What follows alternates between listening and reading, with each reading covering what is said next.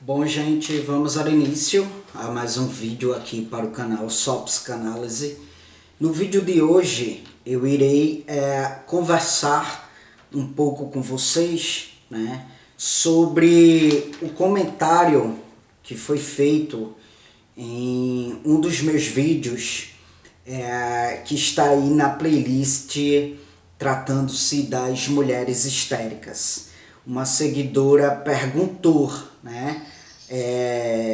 há como melhorar ou a pessoa histérica será histérica para sempre? Ou seja, ela quer saber se uma pessoa que tem aí uma estrutura histérica, neurótica, histérica, se tem como melhorar ou se essa pessoa será histérica para sempre. Vamos lá clarificar algumas questões acerca desse comentário. Pois bem, o que é que acontece quanto a uma pessoa que tem aí a personalidade fundada em uma determinada estrutura? Pois bem, vamos do começo, para que haja uma compreensão abrangente, tá bom? E para que fique claro para essa minha seguidora esse questionamento aí que ela me fez, tá? Veja bem, na psicanálise temos as estruturas da personalidade, tá? Freud, ele elaborou uma teoria, da estrutura. Freud, ele elaborou uma teoria do desenvolvimento da personalidade, Teoria esta que até hoje é estudada nas faculdades, de psicologia. Também uma teoria conhecida no meio popular, ou seja, entre os leigos no que diz respeito à psicanálise, mas muitas vezes pouco compreendida. Veja que o comentário dessa minha seguidora, há como melhorar, coloca aí a questão da estrutura da personalidade já no âmbito de uma patologia, porque quando ela diz aqui, há como melhorar, eu entendo que a visão que ela tem é de que trata-se de uma patologia. E definitivamente a estrutura não necessariamente é uma patologia, certo? Não necessariamente digamos que algo do âmbito patológico, sabe? Então por isso que essa teoria de Freud, ela é conhecida, mas muitas vezes pouco compreendida. Entende? Até mesmo entre os estudantes de psicologia, que não necessariamente se atenta à abordagem psicanalítica, acabam tendo uma visão, pouco compreendida acerca da teoria de Freud. Pois bem, no âmbito da psicanálise, a personalidade ela é contemplada de uma forma estruturada, entende? Ou seja, ela é, digamos que, organizada em instâncias, tá? Caio, beleza, entendi. Mas o que é que são essas instâncias na psicanálise?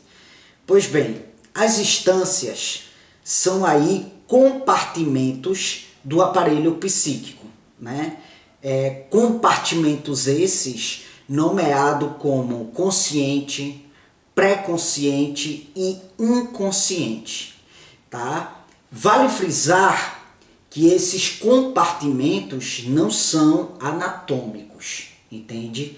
São imaginados, tá?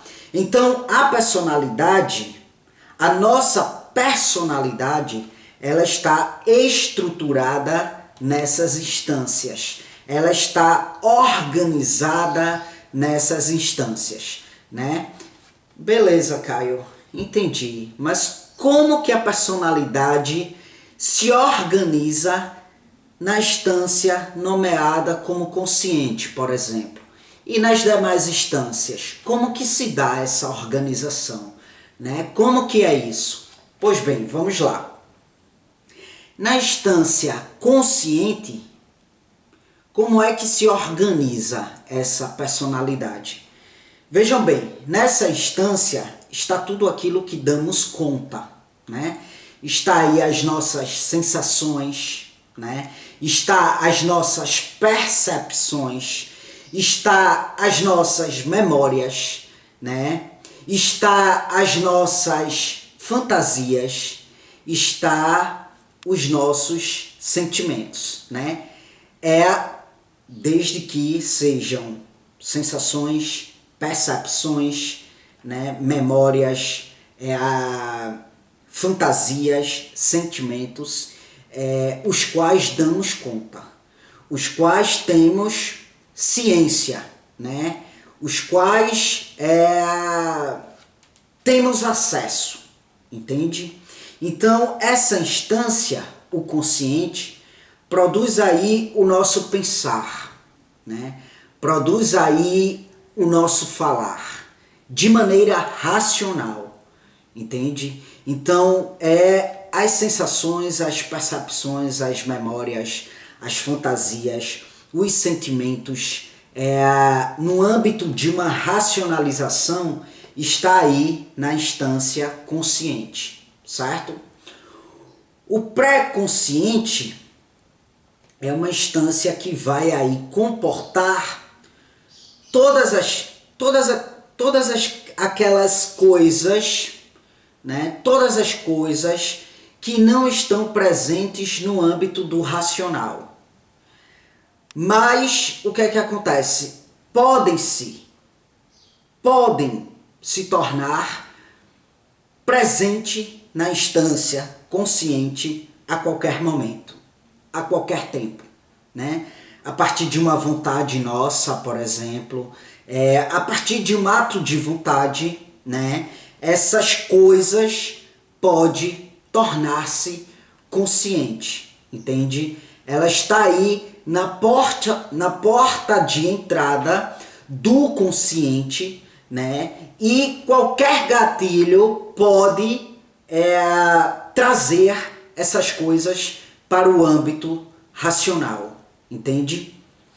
Exemplo, vou citar um exemplo para vocês. De repente senti uma vontade imensa de fazer um curso de desenho, né? Daí eu comento isso com um amigo meu.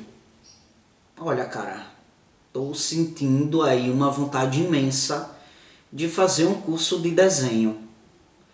Aí o cara diz, nossa, mas assim tão de repente? Na verdade não foi algo de repente, sabe?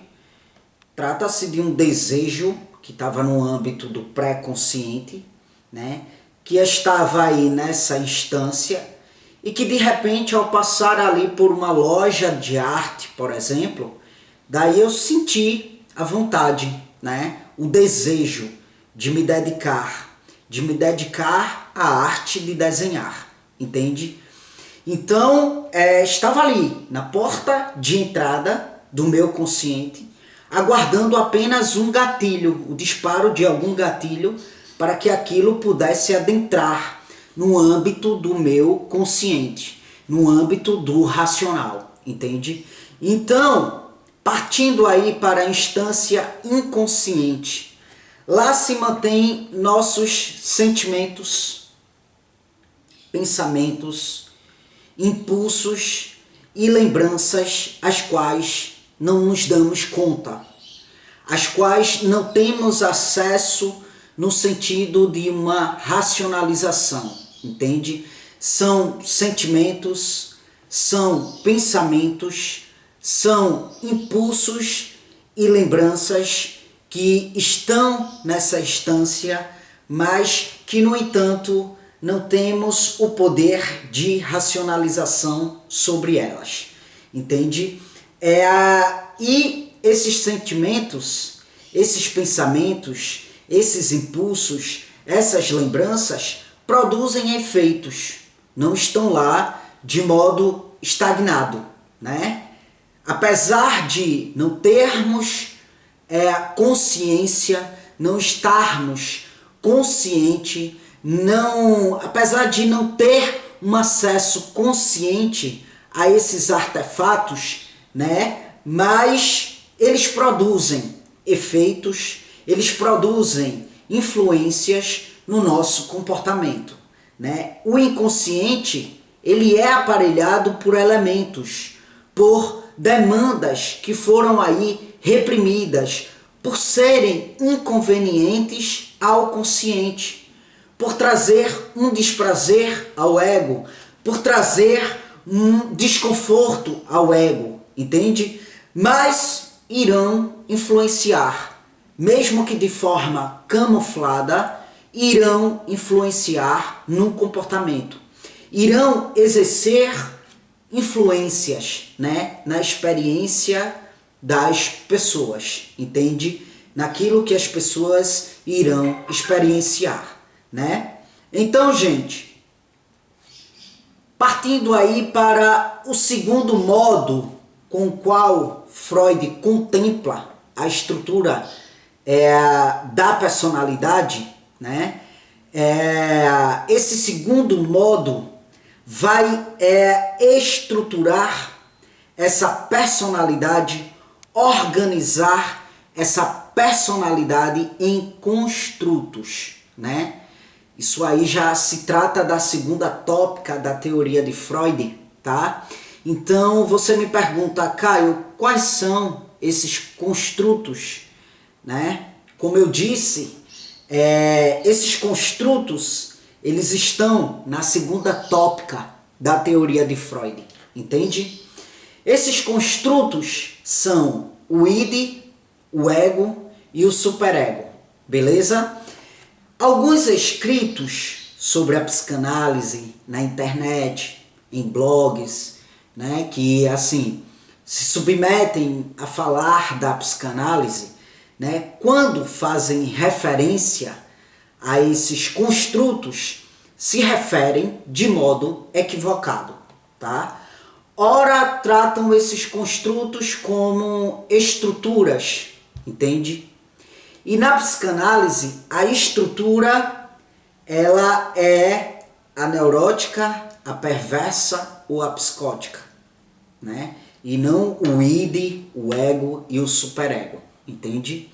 Eu irei chegar nesse ponto no que diz respeito à estrutura propriamente dita da personalidade, né, tratando-se aí de uma estrutura neurótica, perversa ou psicótica. Eu irei chegar nesse ponto, ou seja, eu irei falar de modo focado nas estruturas, tá bom? Daí o que é que acontece? Ora, alguns escritos irão falar do id, do ego, do superego, nomeando esses construtos como estrutura. Isso é equivocado no âmbito da psicanálise, tá? Ora, alguns escritos irão tratar como instâncias. Já vimos que as instâncias é o consciente, o inconsciente e pré-consciente. O id, o ego e o superego são construtos da estrutura da personalidade, né? O pré-consciente, o consciente e o inconsciente são instâncias da estrutura da personalidade.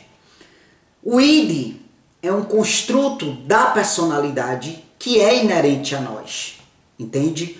Ou seja, nascemos com ele, tá? É inato. Um construto completamente do inconsciente. Uma das instâncias da personalidade, né? O inconsciente é uma das instâncias da personalidade, né? No qual essa personalidade irá se estruturar, entende?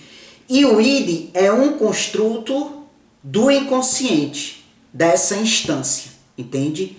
Então, um construto completamente do inconsciente.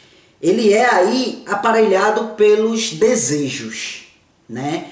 Pelos desejos mais primitivos, pelas pulsões mais primitivas, ou seja, pelas forças, né, que nos levam a atos mais primitivos, né? O id, ele é formado por prazeres, né? É um dos principais componentes da personalidade, né? Por quê? Porque é a fonte de toda a nossa energia psíquica, né? Ele produz toda a nossa energia psíquica, entende? É um construto dirigido pelo princípio do prazer, né? Onde esse princípio ele se esforça para alcançar a satisfação imediata dos desejos, das nossas necessidades, entende? Então, as outras partes que irão aí compor a personalidade humana é o ego e o superego, né? O ego é o eu, entende? É o construto que compõe a personalidade, né? Que está aí carregado da interação do ser humano com a sua realidade, entende? O ego, ele contrapõe ao id, né? O que é que ele contrapõe ao id? Ele contrapõe ao id o princípio da realidade, já que o id é aí dirigido pelo princípio do prazer. Então, o ego é um construto que vai contrapor ao id o princípio da realidade, né? O ego assegura ao id a satisfação dos seus desejos, entende? Mas de modo realista e de um modo socialmente aceitável, entende? O ego, diferente do id, é um componente que se adquire, sabe? Não nascemos com ele, ele se desenvolve, né? Mas ele começa a se desenvolver desde os primeiros anos de vida desse sujeito, entende? Já o superego, ele é o componente dessa personalidade, né, que contém todos os nossos padrões, ou seja, as ideias que são morais, né, os valores que são morais e que são internalizados, né, algo que absorvemos da sociedade, entende? Algo que absorvemos dos nossos pais, entende? É como um construto adquirido, né? Como um construto adquirido, o superego ele se desenvolve a partir do ego, entende? É um construto que vai aí nos orientar para o bem, né? É um construto que vai aí nos orientar quanto à moral, né? Que vai nos reprimir quanto ao imoral, entende? É um construto que vai aí nos fornecer subsídios para fazer julgamentos, né? Julgamentos morais, entende? É um construto que vai atuar no sentido totalmente contrário ao sentido do id, sabe? Enquanto o id tá lá, puta que pariu pra tudo, ele quer mesmo satisfazer-se, né? Satisfazer os seus desejos, né? Enquanto ele está lá munido única e exclusivamente de prazeres, o superego está munido da moral, dos bons costumes, das regras, dos padrões impostos pela sociedade, né? Então, o superego, ele vai aí atuar de acordo com as heranças culturais, né? Que estão aí linkadas à regra, que estão aí linkadas aos valores, né? de condutas, valores morais e por aí vai, entende? Nesse sentido, o superego, ele é um construto da personalidade que é aí subsidiado pelo que é moral, pelo que é social, entende? O id, como já vimos, é totalmente inconsciente. É totalmente da instância do inconsciente. O ego é totalmente consciente. O superego, ele é parcialmente inconsciente e parcialmente consciente, entende? Então, o que é que acontece? Virmos, né, que os componentes da personalidade é o que dão estrutura à personalidade, entende? E cada componente desse terá aí um devido modo de funcionamento que vai exercer influência, sabe, nos atos, nas experienciações desse sujeito, entende? O ego é um construto que vai estar ali tentando remediar, né? Remediar o id e o superego, né? Tentando aí suprir as necessidades do id e as necessidades do superego, entende? Cada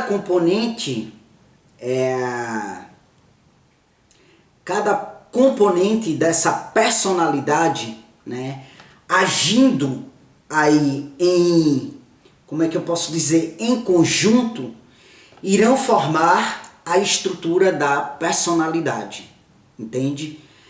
E aí essa estrutura formada da personalidade poderá ser neurótica, psicótica ou perversa. E aí o que é que acontece? Na estrutura neurótica, as instâncias e construtos irão funcionar de uma determinada forma. Na estrutura psicótica, as instâncias e construtos, né, que integram essa estrutura irão funcionar de determinada forma. Na perversa, a mesma coisa, entende? Então, a neurótica, ela pode ser aí obsessiva ou histérica, entende? Então, cada estrutura, ela terá suas peculiares características, sabe? Terá seu peculiar mecanismo de defesa, né? Terão aí fenômenos que irão trazer uma certa especificidade nos movimentos desse ser humano, né? Onde por meio dessas especificidades é possível identificar, né, qual a estrutura que sustenta a personalidade, entende? Então, o que é que acontece? A seguidora, ela pergunta, né? Há como melhorar? Ou a pessoa histérica será histérica para sempre? Pois bem, como virmos, necessariamente, ao ter sua personalidade fundada em uma determinada estrutura, para sempre esse sujeito terá sua personalidade fundada nessa estrutura. Estrutura esta que está ali munida, né, por instâncias e construtos, né? Dependendo da sua estrutura, essas instâncias e construtos irão funcionar de modo específico a esse determinado tipo de estrutura, né?